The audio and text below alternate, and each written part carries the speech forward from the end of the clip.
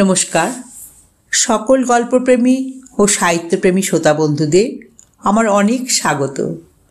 আমার আজকের নিবেদন সমরেশ মজুমদারের একটি ছোট গল্প, মাতৃকা। আমার বাবা আজকাল তাড়াতাড়ি বাড়ি ফেরে।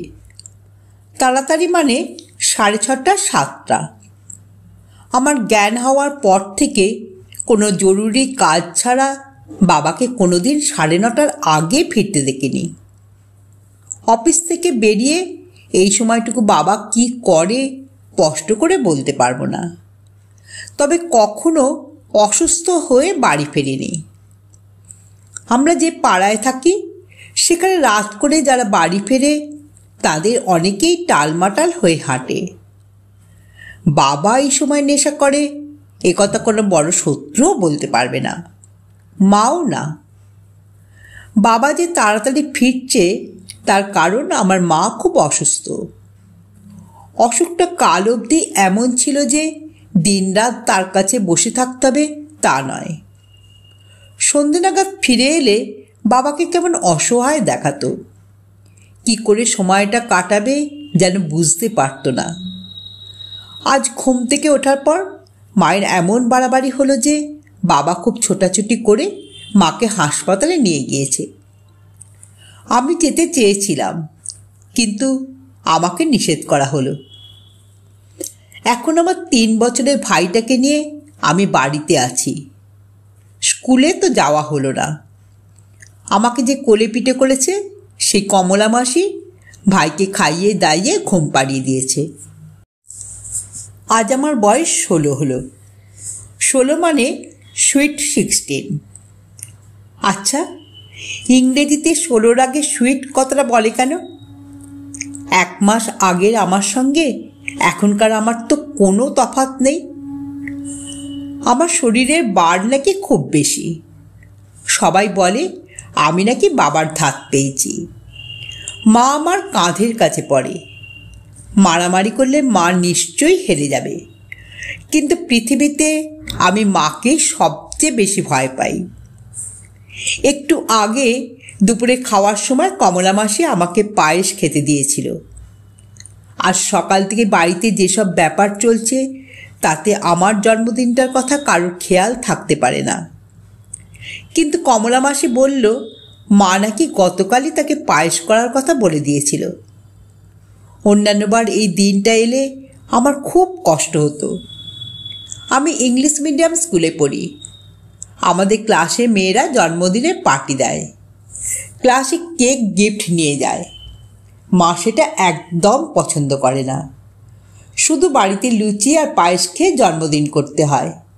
বিচ্ছিরি। কিন্তু আজ খেতে বসে ওগুলো দেখে আমার খুব কান্না পেয়ে গেছে। সকাল থেকে যে কষ্টটা বুকের মধ্যে হচ্ছিল এখন সেটা আরও বেড়ে গেল। মায়ের জন্য বুকটা কেমন করতে লাগলো। আজ বিকেলে আমি বাবার সঙ্গে মাকে দেখতে যাব। আমার বাবাকে দেখতে বেশ সুন্দর, লম্বা, খুব ফর্সা নয়, কিন্তু হাসলে চমৎকার দেখায়। মা খুব ফর্সা, কিন্তু বেঁটে। বাবা রাগ করলে সেটা কয়েক মিনিট থাকে। মা কিন্তু সহজে নরম হয় না।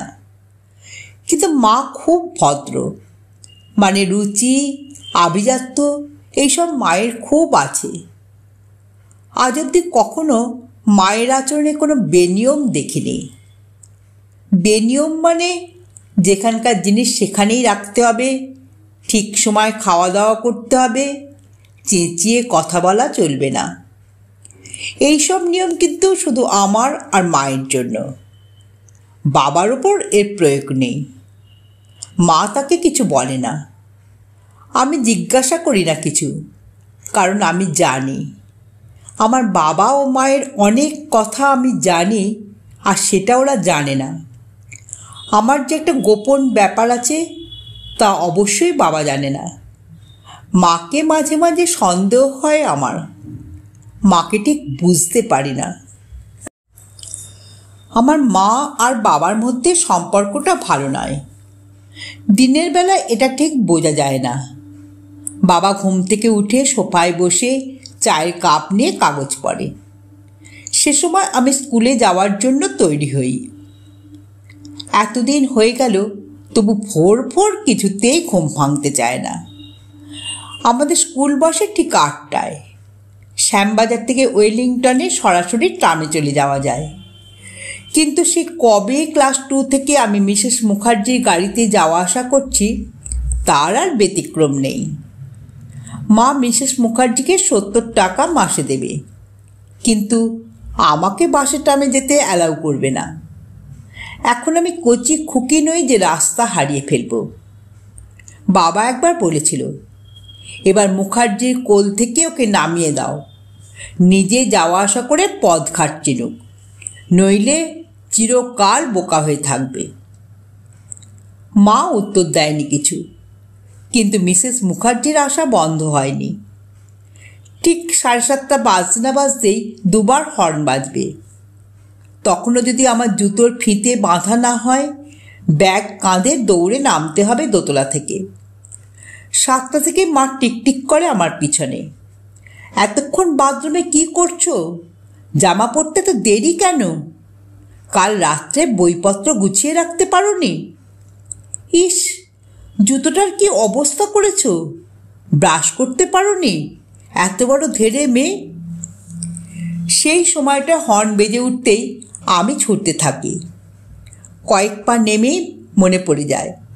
মায়ের হাতে ব্যাগটা দিয়ে আমি দৌড়ে আবার ঘরে ফিরে যাই। খবরের কাগজের আড়াল থেকে বাবার চোখ তখন দরজার দিকে। আমার পায়ের শব্দ পাওয়া মাত্রই বাবা অন্যমনস্ক হওয়ার ভান করে। আমি এক হাতে কাগজটাকে সরিয়ে দিয়ে চট করে গালে হাম খেয়ে ফের ছুটে যাই। মা তখন নিচে বিরক্তিতে মাথা নাড়ছে। মুখে কিছু না বলে মিসেস মুখার্জির সঙ্গে দেখুন হাসি হেসে দাঁড়িয়ে থাকে গাড়িটা চলে যাওয়া পর্যন্ত। আজকাল বাবাকে হাম খেতে আমার কেমন যেন লাগে। যেদিন থেকে স্কুলে যাচ্ছি সেদিন থেকে বাবাকে হাম খেয়ে যাওয়া একটা নিয়ম হয়ে গিয়েছে। ছোট যখন ছিলাম তখন একরকম ছিল, কিন্তু বড় হয়ে গেছি আমি, এ কথাটা বাবা একদম খেয়াল করে না।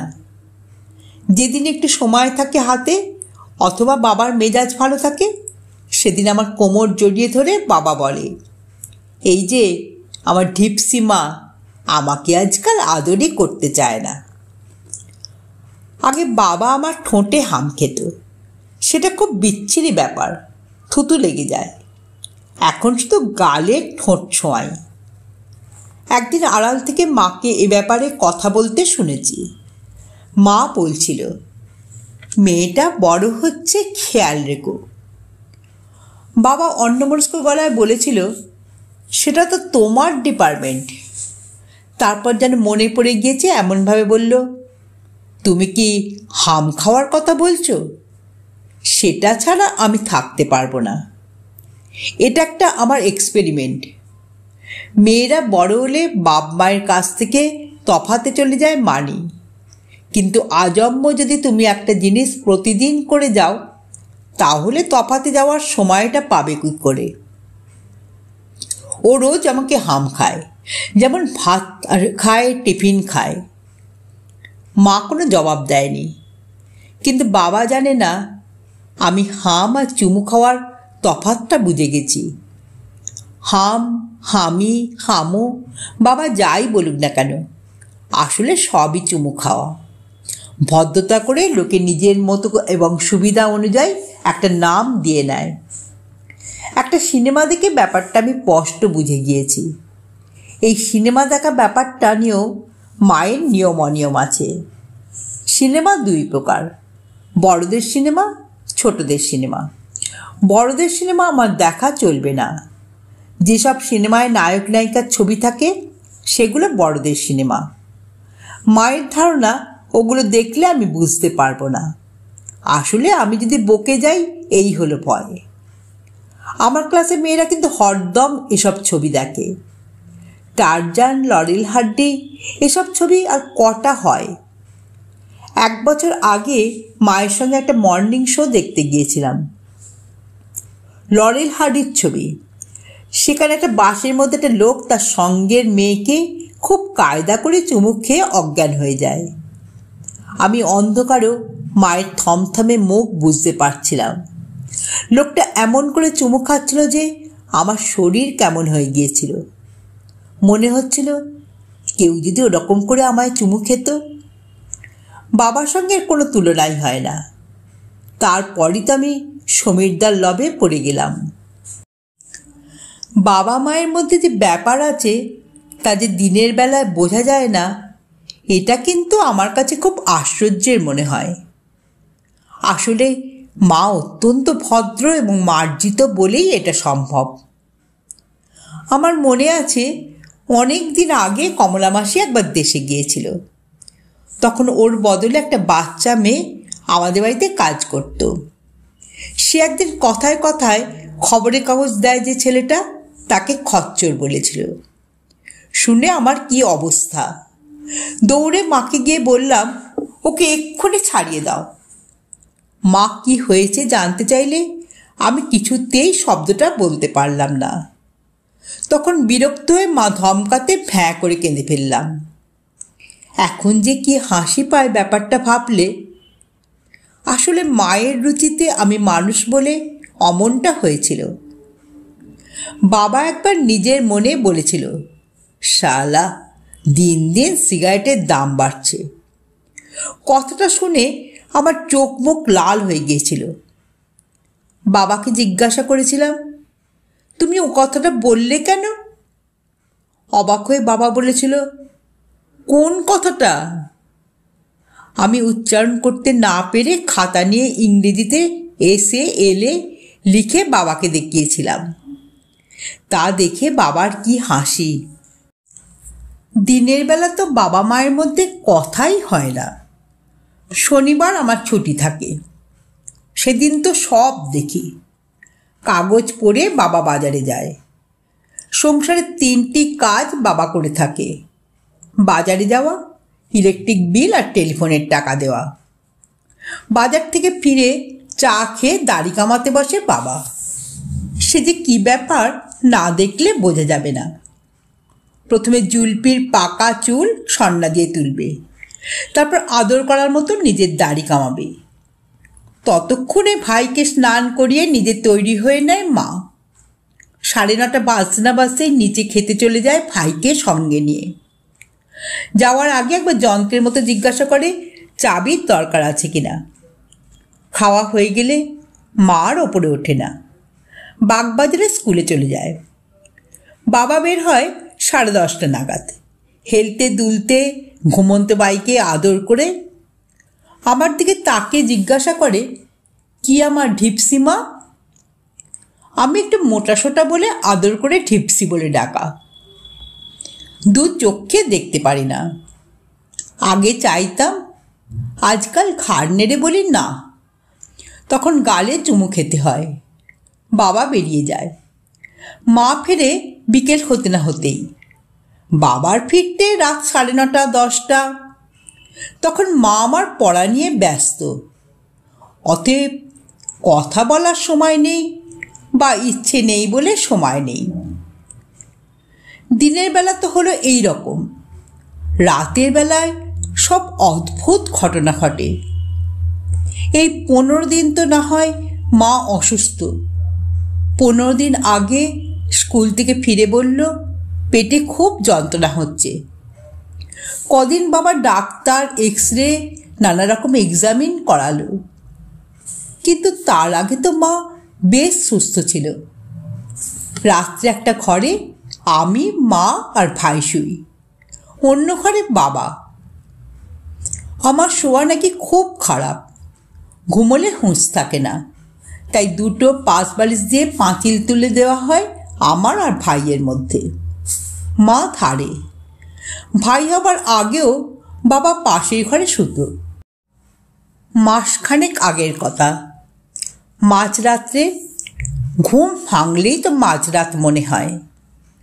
কেমন আবছায়া হতে হতে ঘুমটা ভেঙে গেল।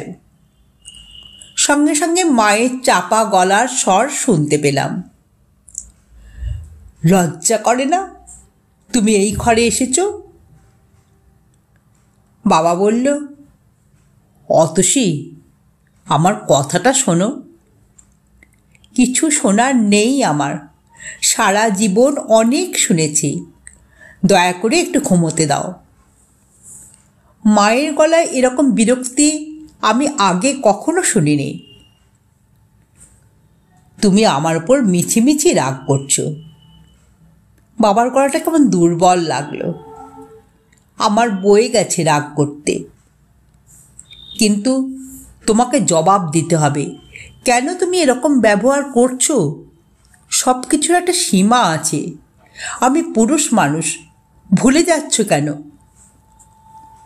বেশ তো, মায়ের গলাটা বিদ্রুপে ক্যানক্যানে। কে তোমাকে নিষেধ করছে? যেখানে ইচ্ছে সেখানে গিয়ে পুরুষত্ব দেখাও, শুধু আমার ছেলে মেয়েদের ওপর তার ছায়া না পড়লেই হলো। তুমি আমাকে বেশ্যা বাড়ি যেতে বলছো? আমি কিছুই বলছি না। তুমি এই বাড়িটাকে ওই রকম করে তুলেছ। মানে? তুমি কি ভেবেছ আমি সংসার সামলাবো, মেয়েকে পড়াবো, বাচ্চাকে দেখবো, চাকরি করব, আর রাত্রে তোমার শরীরের চাহিদা মেটাবো? এসব কথা ও ঘরে গিয়ে বললে হতো না? মেয়ে জেগে যাবে।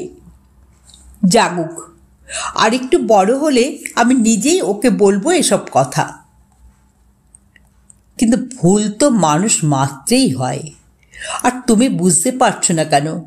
কোনো মহিলার সঙ্গে আলাপ বা যোগাযোগ মানেই প্রেম নয়। তোমার এসব যুক্তি অনেক শুনেছি, ঘেন্না ধরে গেছে আমার। এই দুটোর জন্য আমি পড়ে আছি এখানে। ঠিক আছে, যাও না ওইসব মহিলার কাছে। আমি কি বারণ করেছি? প্লিজ অতসী, তুমি একটু নরম হও। তোমার খুব খাটুনি যাচ্ছে। আমি তো অনেকবার বলেছি তোমাকে চাকরিটা ছেড়ে দিতে। ও টাকা না হলেও আমাদের চলে যাবে, আর তারপর সারা জীবন তোমার খেয়াল খুশি মতন চলতে হবে না? অতসী, আমার গায়ে হাত দেবে না। ফের যদি এমন করো তাহলে আমি এ ঘর থেকে বেরিয়ে যাব।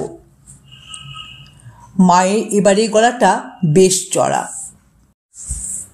কিছুক্ষণ কোনো কথা শুনতে পেলাম না।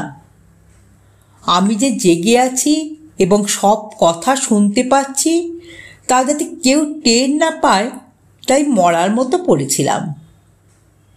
সত্যি কথা বলতে কি, দু একটা ব্যাপারে কেমন লাগলেও এইসব কথাবার্তায় মায়ের ওপর খুব রাগ হচ্ছিল।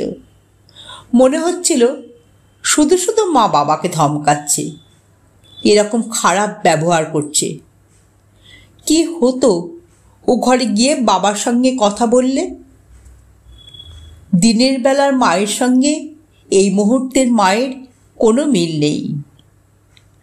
তার কিছুক্ষণ পরে আমি চমকে উঠলাম। ভাগ্যিস ঘরটা অন্ধকার ছিল। পাশ বালিশের আড়ালে নিজেকে শক্ত করে রেখে আমি মায়ের ফোঁপানি শুনছিলাম। মা একা একা কাঁদছে। এই প্রথম মাকে কাঁদতে দেখলাম। তখনই সব গোলমাল হয়ে গেল আমার। প্রেম কথাটা আমি এতদিনে জেনে গেছি। বাবা কি অন্য কোনো মহিলার সঙ্গে প্রেম করছে? মায়ের ওপর যে রাগটা হচ্ছিল সেটা চট করে চলে গেল। আমার মা দেখতে খারাপ নয়, তাহলে বাবা কেন অন্য মহিলার সঙ্গে প্রেম করবে? আগেকার দিনে রাজারা 2-3টে বিয়ে করত, বাবাও কি সেরকম করবে? ছি, তাহলে আমি সেই মহিলাকে মা বলতে পারবো না। মায়ের কান্না শুনতে শুনতে আমারও কান্না পেয়ে গেল। আমি চুপচাপ কাঁদতে লাগলাম। আমার মনে পড়ল একদিন শনিবার হবে সেটা। মা স্কুলে চলে গেলে বাবার একটা ফোন এসেছিল। আমি ধরেছিলাম সেটা। বাবা তখন বাথরুমে।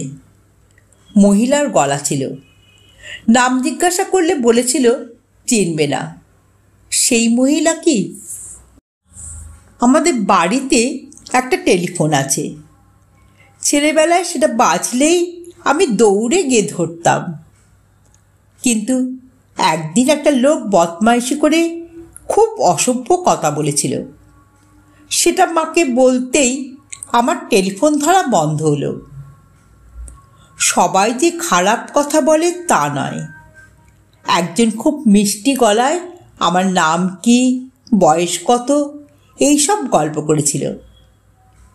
এখন আমি অবশ্য টেলিফোন ধরি, সেই বিকেল 4টে থেকে 4:30-এর মধ্যে। কমলা মাসি নিচে তখন উনুন টুনুন নিয়ে ব্যস্ত।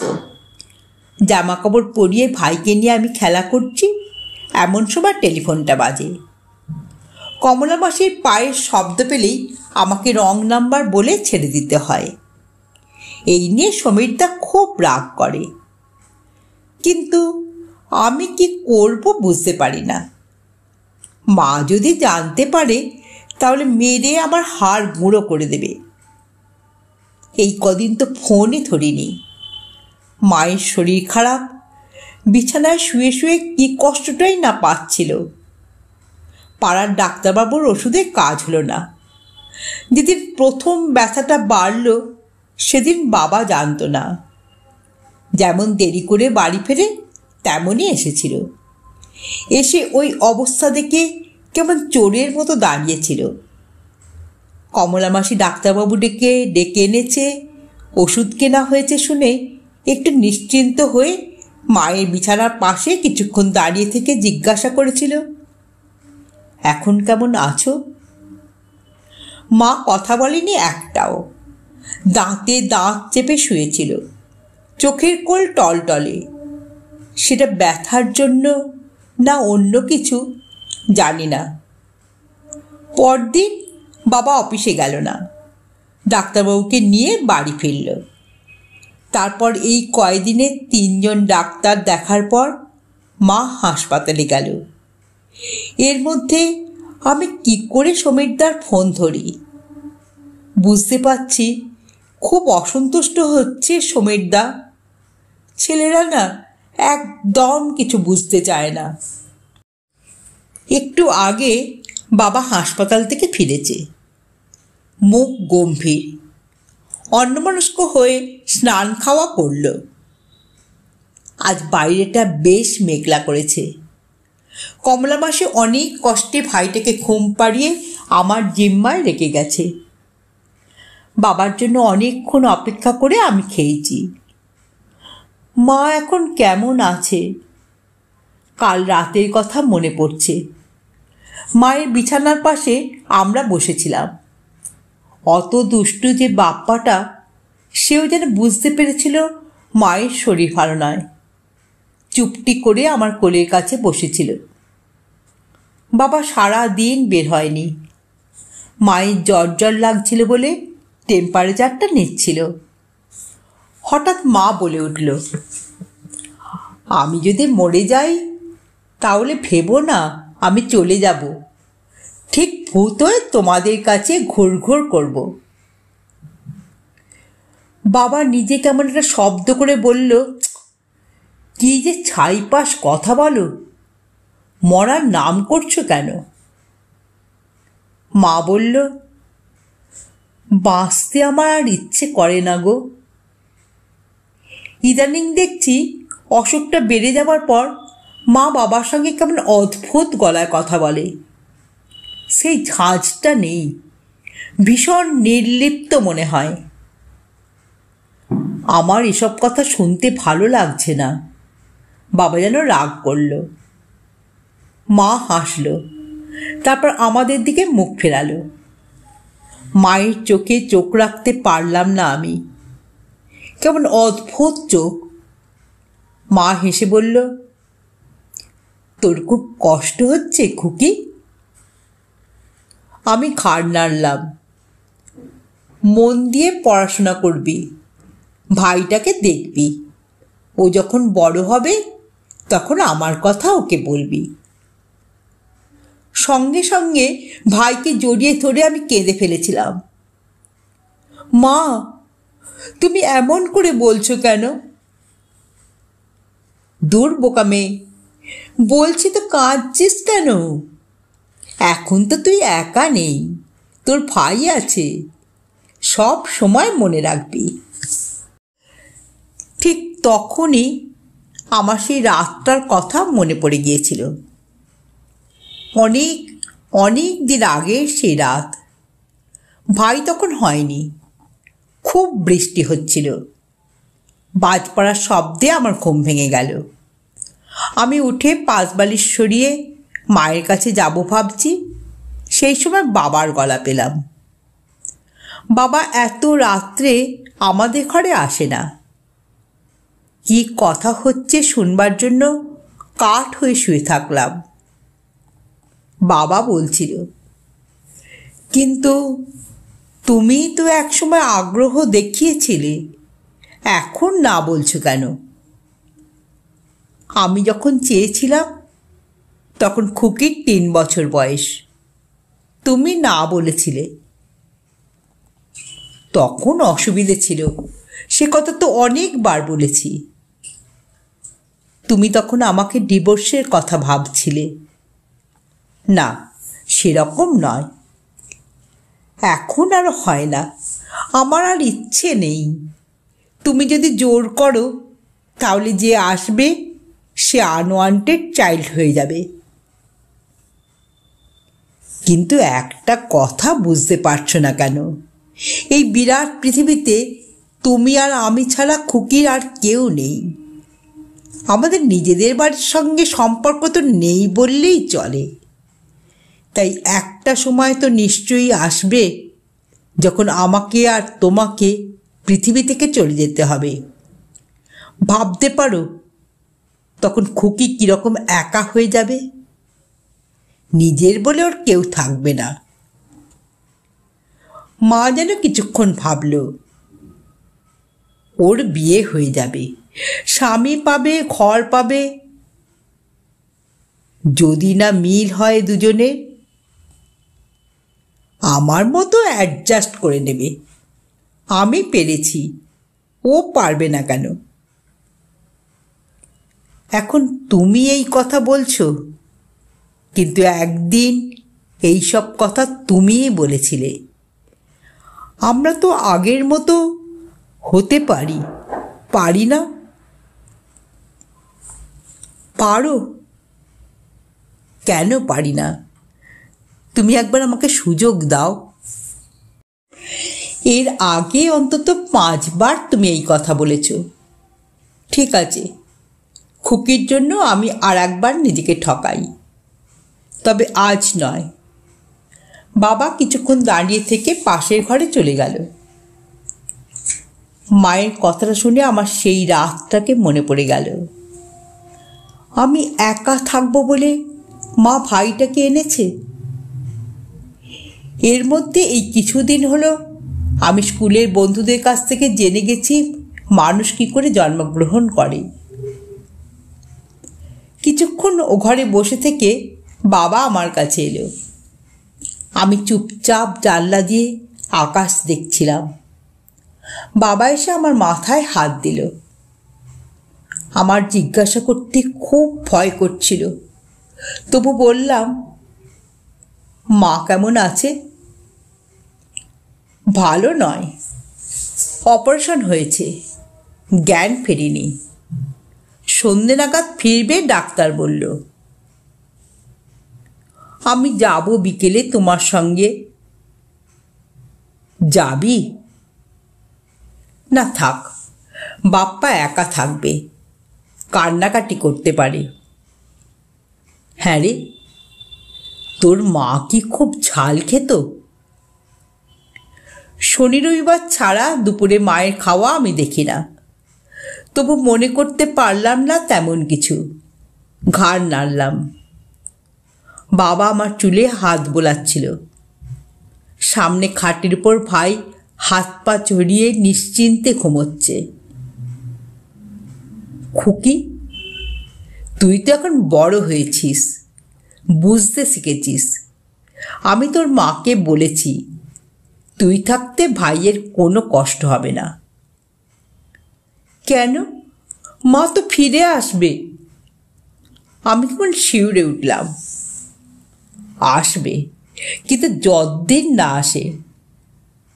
আমি ঘাড় নাড়লাম। ভাই আমাকে খুব ভালোবাসে। হঠাৎ বাবা কেমন গলায় বলে উঠল, খুকি, তোর মা কি তোর কাছে আমার সম্বন্ধে কিছু বলেছে? না তো। কেন? না, এমনি। ঠিক এই সময় টেলিফোনটা ঝনঝন করে বেজে উঠল। বাবাকে যেন কেমন হতভম্ব দেখাচ্ছিল। আমাকে ইঙ্গিত করে ফোনটা ধরতে বলল। আমি রিসিভার তুলতে লোকটা নাম্বার যাচাই করে নিয়ে বলল, পেশেন্টের অবস্থা ভালো নয়, ইমিডিয়েট রক্ত চাই, তাড়াতাড়ি চলে আসুন। খবরটা শুনে বাবা আলমারি থেকে তড়িঘড়ি করে 1,000 টাকা বের করে হন্তদন্ত হয়ে চলে গেল। যাবার সময় বাবাকে বললাম, তাড়াতাড়ি এসো, না হয় ফোন করো। বাবা ঘাড় নেড়ে দৌড়ে নেমে গেল। বাবা চলে গেলে আমি অনেকক্ষণ কাঁদলাম। মায়ের যদি কিছু হয় তাহলে আমি কি করব? সারা জীবন মাকে ছাড়া থাকবো কি করে? একদিন মাকে অন্যরকম ভেবেছি বলে কেমন খারাপ লাগতে শুরু করলো। আমার যখন সেই জিনিসটা প্রথম হয় তখন মা কি যত্ন করে সব বুঝিয়ে দিয়েছিল। রাত্রিবেলায় মা না থাকলে আমার ঘুমই হয় না। হঠাৎ মনে হলো, আমি তবু মাকে এতদিন ধরে পেয়েছি, ভাইটা তো মাকে জানতেই পারল না। শোয়ার ঘরে এলাম। ঘুমোতে ঘুমোতে ভাই হাসছে। বুকের ভেতরটা কেমন করতে লাগলো আমার। আলমারির দরজা হাট করে খুলে বাবা চলে গিয়েছে। মা থাকলে এমনটা হতে দিত না। আমার জামা কাপড়ে একটা আলাদা সুটকেস আছে। মা আলমারিতে হাত দেওয়া পছন্দ করতো না। সব অগোছালো করে দেব নাকি। ওপরের তাকে লকার, মাঝখানেরটা বাবার জামা কাপড়, নিচেরটায় মায়ের শাড়ি। উহ, প্রচুর শাড়ি মায়ের। চড়া রঙগুলো তো মা পরেই না। প্রায় বলে, আর একটু বড় হলে তুই পরবি। আজ যদি মায়ের কিছু হয় তাহলে এই শাড়িগুলো কি হবে?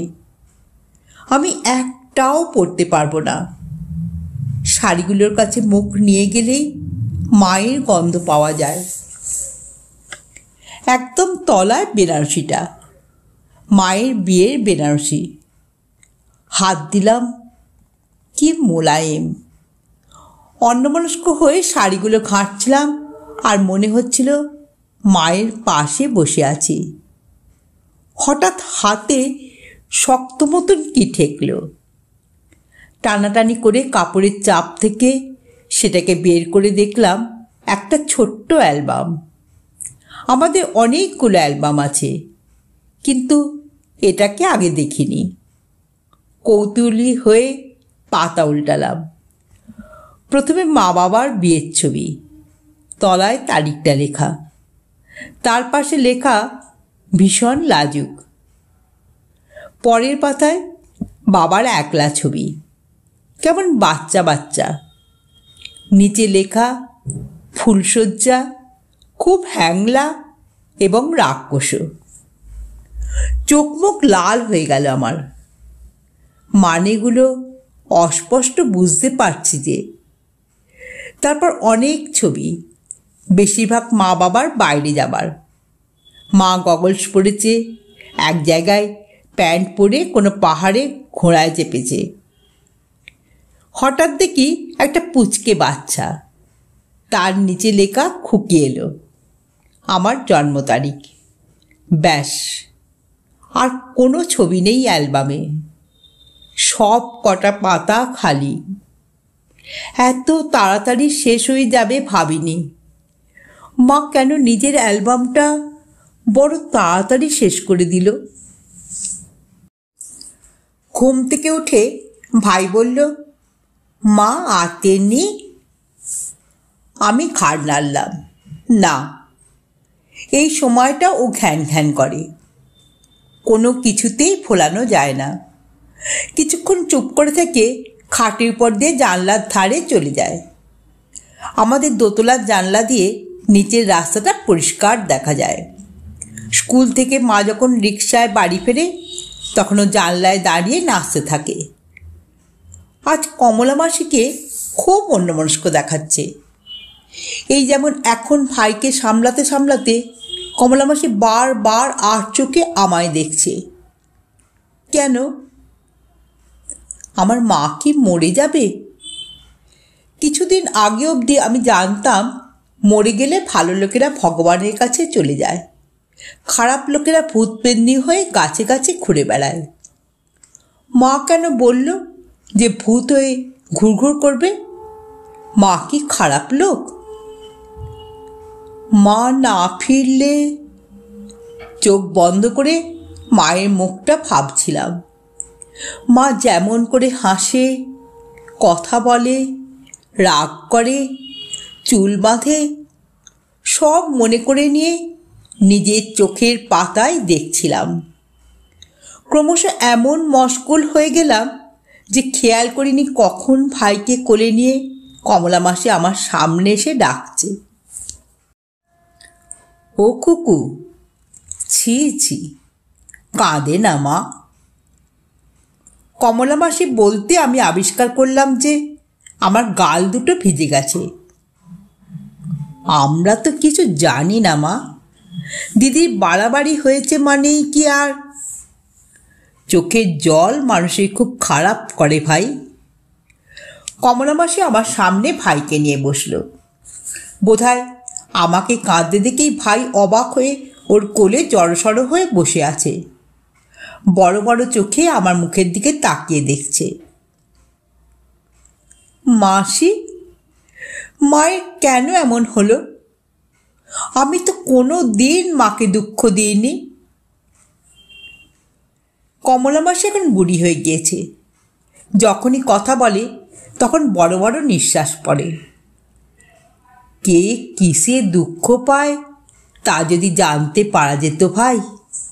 এই আমি তো তেনাকে দুঃখ দিইনি একদিনও, খোকাকে মারিনি পর্যন্ত। তা তারা চড়ে গেল কি দুঃখ পেয়ে? আমরা জানতে পারি না ভাই। এই সময় টেলিফোনটা বাজল। সঙ্গে সঙ্গে আমি ছুটে গেলাম ওটা ধরতে। লোকটা যে নাম্বার বলল সেটা আমাদের নয়। রং নাম্বার বলে নামিয়ে রাখতে রাখতে বুকটা যেন হালকা হলো সামান্য। আমি কি হাসপাতালে কোনো খবর আশা করেছিলাম?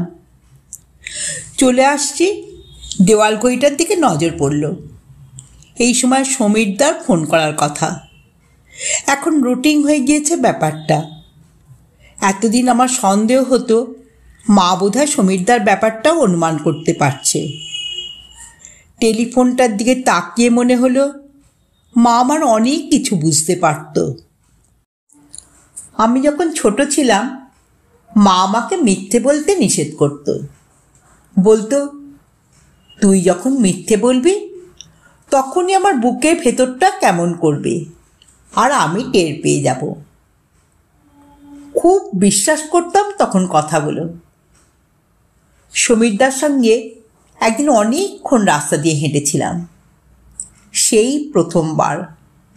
ভয় ভালো করে কথা বলতে পারছিলাম না।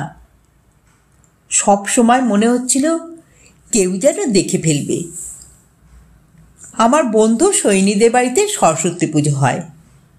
ও জোর করে আমাকে নিয়ে গিয়েছিল বাবা মাকে রাজি করিয়ে। সমীরদা সৈনীর দাদা। এর আগে দু একবার স্কুলে দেখেছি সমীরদাকে। সৈনীকে পৌঁছে দিতে গিয়েছিল। লম্বা, খুব স্মার্ট, কলেজে পড়ে। সেই সিনেমাটার চুমু খাওয়া লোকটার মতো। আমার মনে হয়েছিল আলাপ করতে না পারলে মরে যাব। সৈনী আলাপ করিয়ে দিলে দেখলাম কথা বলতে পারছি না। তারপর ওই পুজোর দিন সব গোলমাল হয়ে গেল। আমাকে বাড়িতে দিতে এসে সমীরদা গল্প করতে করতে অনেক রাস্তা ঘোরালো। যখন সমীরদা বলল, তুমি এত সুন্দর যে আমি তোমার প্রেমে পড়ে গেছি, তোমার আপত্তি আছে? আমার মনে হলো যে আমি পাগল হয়ে যাব। এই প্রথম এসব কথা কেউ আমাকে বলল। আমরা ঠিক করে নিলাম কখন ফোনে কথা বলবো। সমীরদা বাড়িতে আসতে চেয়েছিল, আমি দিইনি। সেদিন বাড়িতে ফেরা মাত্র মা ভ্রু কুঁচকে ছিল। এতক্ষণ কোথায় ছিলি? ধক করে উঠেছিল বুকটা। সোহিনীদের বাড়িতে। তোর হাঁটু অবধি এত ধুলো কেন? কি জানি বলে তাড়াতাড়ি বাথরুমে চলে গিয়েছিলাম। মনে হচ্ছিল মা আমার বুকের ভেতরটা দেখে ফেলেছে। সেই রাত্রে কিছুতেই ঘুম আসছিল না। সারাক্ষণ এপাশ ওপাশ করছিলাম। তাছাড়া আমার অন্য ভয় হচ্ছিল। মা বলে আমি নাকি ঘুমের করে কথা বলি। যদি আজ রাত্রে সেরকমভাবে সমীরদার কথা বলে ফেলি? হঠাৎ মা জিজ্ঞাসা করল, তোর কি হয়েছে? চমকে উঠে বললাম, কিছু না তো। মাত্র কয়েক হাত দূরে মা শুয়ে আছে।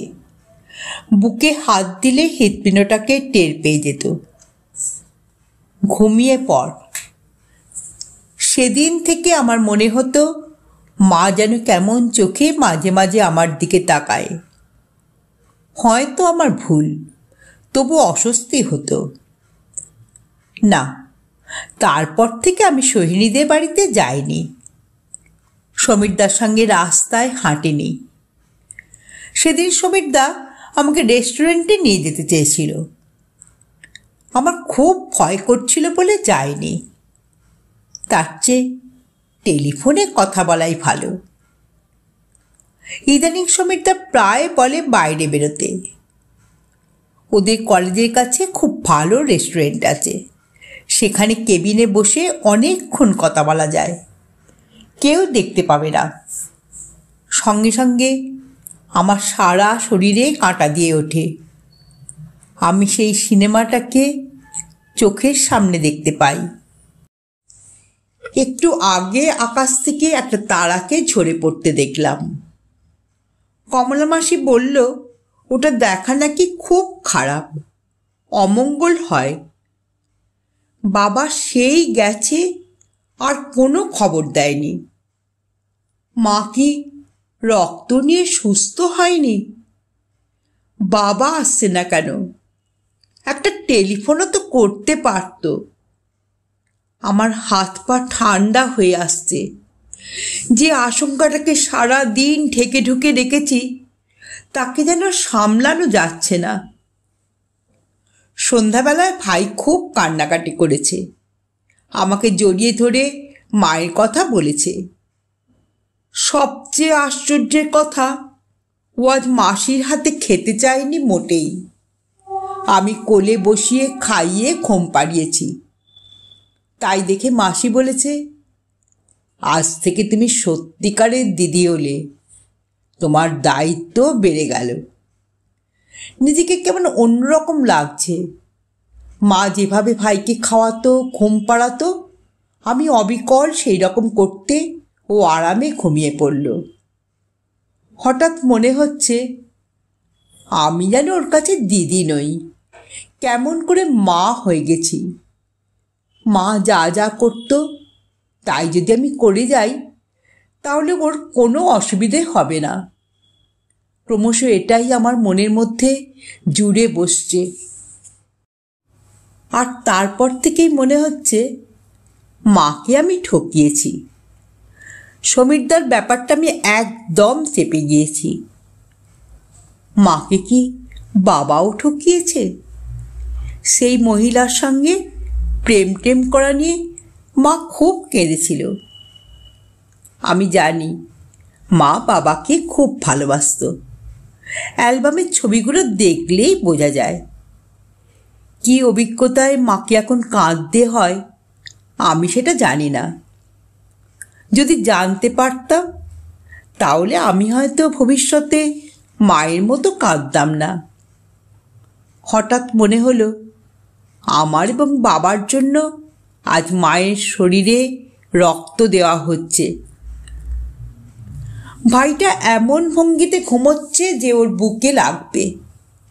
ঠিক করে শুইয়ে দিতে গিয়ে আমার হাত জড়িয়ে ধরল ও। ঠিক এই সময় অনেক দূরে আওয়াজটা শুনতে পেলাম।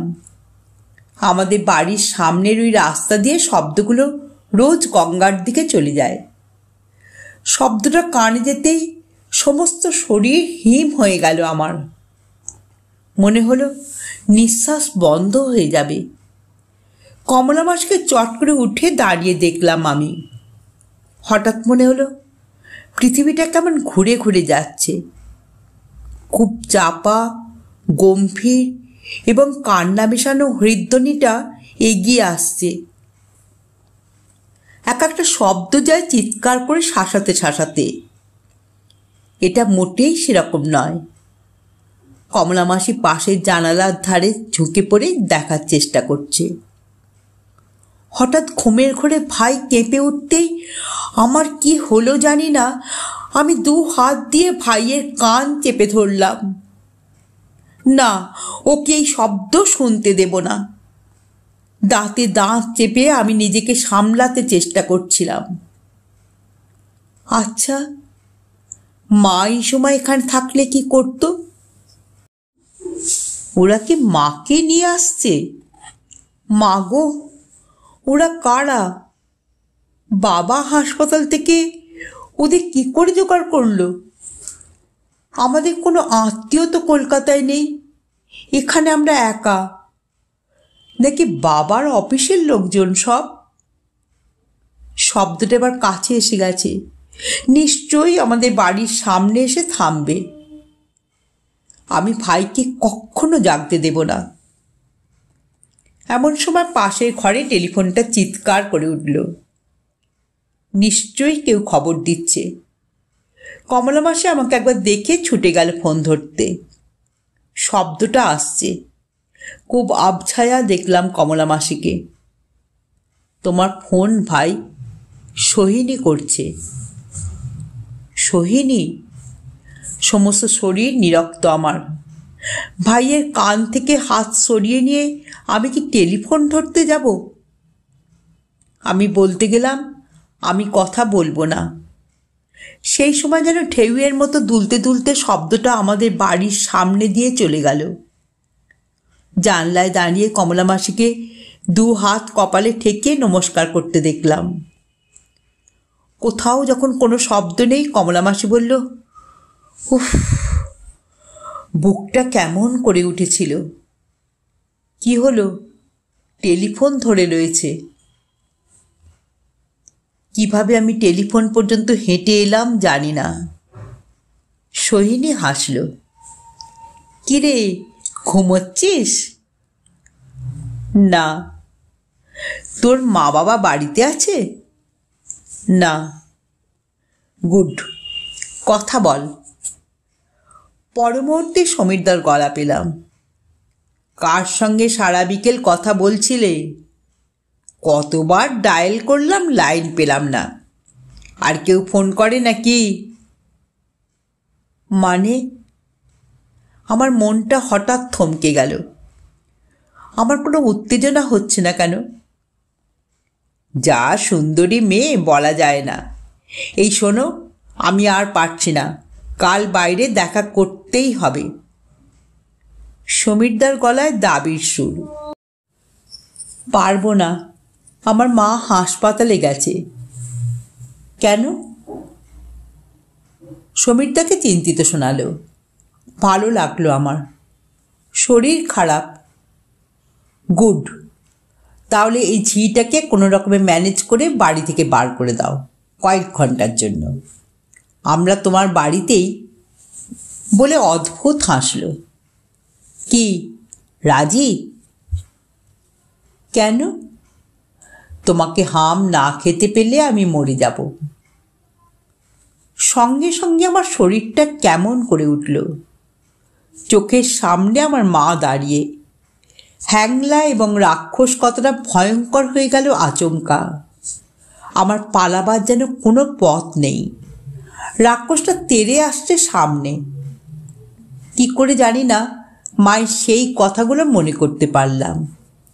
খুব গম্ভীর গলায় বললাম, আমি আপনার শরীরের চাহিদা মেটাতে পারবো না, দয়া করে আমাকে ফোন করবেন না। এটা কথাটা আমি উচ্চারণ করতে পারলাম না। আরে যা শালা, কি হলো? সমীরদার গলাটাকে টিপে ধরলাম টেলিফোন নামিয়ে। আমার গায়ে এখন ভীষণ জোর। মায়ের কাছ থেকে আমি অনেক কিছু শিখে গিয়েছি। মা যা যা করতো আমি সেইগুলো করতে পারবো না কেন? বরং মায়ের ভুলগুলো আমি যাতে না করি। এই সময় টেলিফোনটা আবার বাজল। সমীরদা। একবার ভাবলাম ধরব না, তারপর শক্ত হাতে রিসিভার তুললাম। খুকি, তোরা কেমন আছিস? বাবার গলা। ভালো আছি বাবা। মা কেমন আছে? এখনো জ্ঞান ফেরেনি। ডাক্তার বলছে কাল সকাল অবধি অপেক্ষা করতে হবে। আমি ভাবছি থেকে যাই কাল পর্যন্ত। তোরা একা থাকতে পারবি তো মা? তুমি চিন্তা করো না কিছু, আমি এখন অনেক বড় হয়ে গেছি বাবা। কথাগুলো বলতে যে তৃপ্তি লাগলো। আপনারা এতক্ষণ শুনছিলেন সমরেশ মজুমদারের মাতৃকা গল্পটি। গল্পটি এখানেই সমাপ্ত হলো। যদি শ্রোতা বন্ধুদের আমার গল্প পাঠ ভালো লেগে থাকে তাহলে অবশ্যই আমার চ্যানেলটিকে সাবস্ক্রাইব করে পাশে থাকা বেল আইকনকে প্রেস করে অল করে দেবেন। তাহলে যখন আমি নিত্য নতুন গল্প আপলোড করব সঙ্গে সঙ্গে আপনারা পেয়ে যাবেন। আপনারা সবাই খুব ভালো থাকবেন। নমস্কার।